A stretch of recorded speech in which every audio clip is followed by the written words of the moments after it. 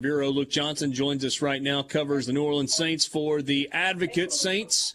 5 picks in the draft. Chris Olave and Trevor Penning in the first round. Alante Taylor in the second round. DeMarco Jackson in the fifth. Jordan Jackson in the sixth. And now what a lot of people are talking about is the Honey Badger coming back to the state of Louisiana. Luke, always appreciate a few minutes of your time. Let's start out on the draft side of things. I know most Saints fans were pretty pleased after Thursday night. Is that the reaction that you got as well? Yeah, I mean, I think so. I think there was, maybe a segment of the fan base that was maybe upset about all the assets they had to trade up to get Chris Olave, but generally speaking, you saw them do exactly what a lot of people wanted them to do. They went out and got one of the best receivers in the draft, and then they got one of the best offensive tackles in the draft. I don't think you could have really asked for much more unless you were just kind of hoping the Saints would have gotten their cake and gotten to eat it too, and sat at 16 and 19 and gotten both of those guys. So, I think generally speaking, everybody was pretty happy with what the Saints came away with on Thursday night. 2 guys who I think are going to play immediate impact roles on the team. Would Chris Olave still have been there at 16? Well, maybe, but do you want to take that chance? I mean, the run on receivers had started. There's a lot of teams who needed receivers. There's a lot of teams in the back end of the first round who could have potentially jumped the Saints for one of those receivers. As I think we saw, teams were willing to make moves in that draft. So he might have been there, but the Saints pretty clearly thought a lot about Chris Olave, and I think they're right in thinking that. I think out of all the receivers in this class, he is absolutely the safest one who you could just imagine stepping in right away, being a very good pro for a long time. They wanted to make sure that guy didn't get past them. I don't think they wanted to be sitting there deciding between Jahan Dotson and Christian Watson at 16 because that's all that's left. They saw a guy they wanted and they went and got him. And you don't even worry about whether he would have been there because you took that out of the equation entirely. And I guess it's important to remember, and maybe this is easy to forget sometimes, is this doesn't happen in a vacuum. You can't go back and look at it after the fact and say, well, if you hadn't gotten Olave at 11, for sure that Jahan Dotson or Treylon Burks still would have been there at 16 because you might have had what you just described, other teams going, okay, we're willing to move up, and we know the Saints want a wide receiver at 16, and so to get the guy that we want, we got 5 spots where we could work. Yeah, I mean, absolutely. Look, you saw, I think there was 4 straight teams after the Saints traded for number 11. I think they all traded out of their pick. It was kind of pandemonium there for a second. I'm sure there were teams in the back end of the draft trying to move up. And once the Saints got Olave, it made it a lot harder to do or a lot less palatable, especially after Jameson Williams went number 12 right after Olave. So, I just don't think you can look at this and say, well, this happened, so that would have happened, or that didn't happen, so this would have happened. You gotta kind of make your own destiny a little bit in the draft. If you feel really strongly about somebody, and maybe it would have been like the 2017 scenario, right, where it's pick number 9 comes off the board, and it's not anybody the Saints were looking at, and there they are, sitting at number 11, and number 10's on the clock, and both Patrick Mahomes and Marshawn Lattimore's there, and they're like, well, we're gonna get one of these 2 guys. And we'll have to make a choice when that guy gets there, but we're going to get one of the top guys on our draft board. And obviously the choice is made for him when the Chiefs took Patrick Mahomes. But, I don't think it was that same type of scenario sitting number 16 and you're just kind of sweating bullets whether you guys even going to be there. I wonder if the Saints, maybe this is dumb, if you could go back in time and know what the outcome was going to be, do you figure out a way to trade up to 10 to get Patrick Mahomes then, as opposed to saying we're fine with either of those guys? Oh, yeah.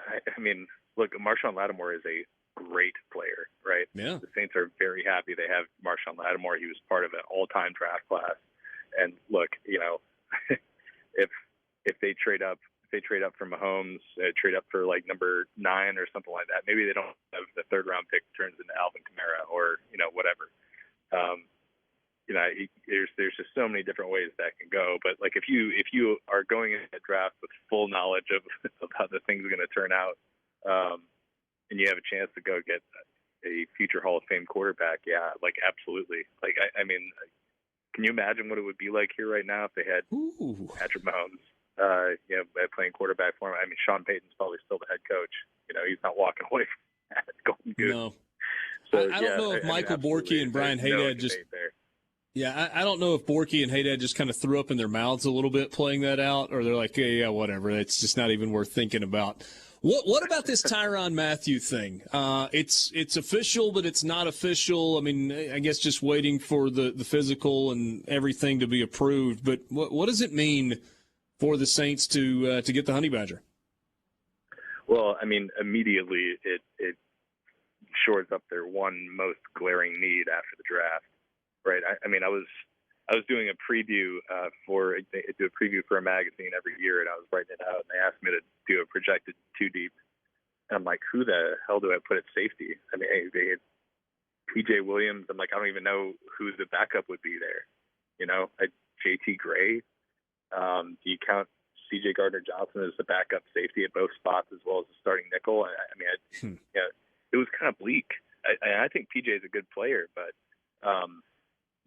then you're taking PJ out of the equation to fill in at any of the other 5 positions he plays, and you're cratering your depth.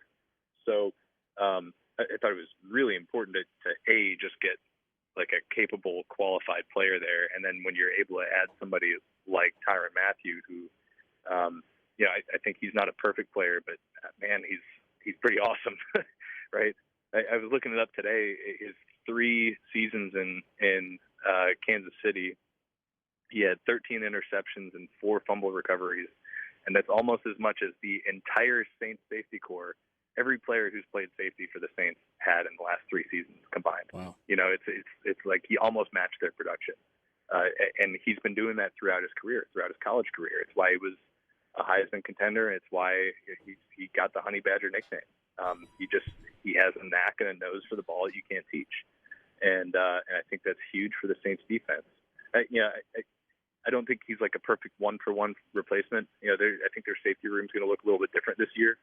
They obviously don't have somebody who's going to be like really rangy, covering the deep middle of the field the way Marcus Williams did. That was a pretty special and unique talent. But he brings a lot of other things they didn't have. And I think they keep adding these players who are really versatile, can play a lot of different spots. It can allow you to disguise things, which Dennis Allen really loves to do, especially on 3rd downs when he can send those pressure packages.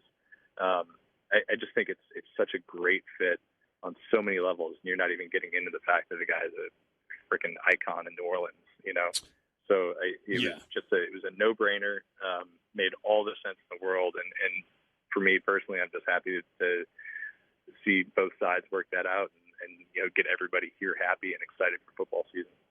All right, up against a hard break in about a minute and a half. So I'll throw 2 things at you at the same time. Alante Taylor, does he step in and make a difference day one? And what is left to do between now and the start of training camp?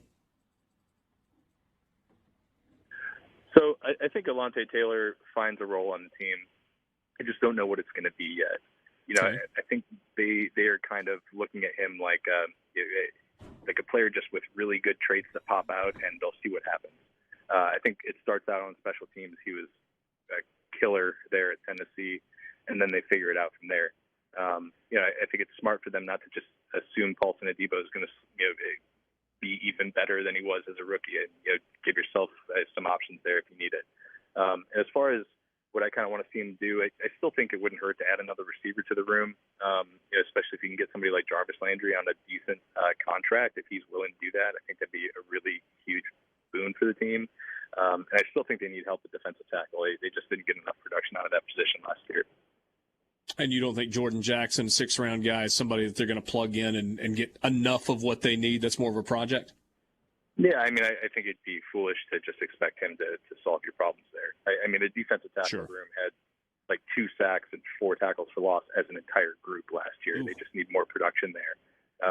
And I don't think you'd be wise counting on, a 6th rounder from the Air Force Academy to solve those problems. Yeah.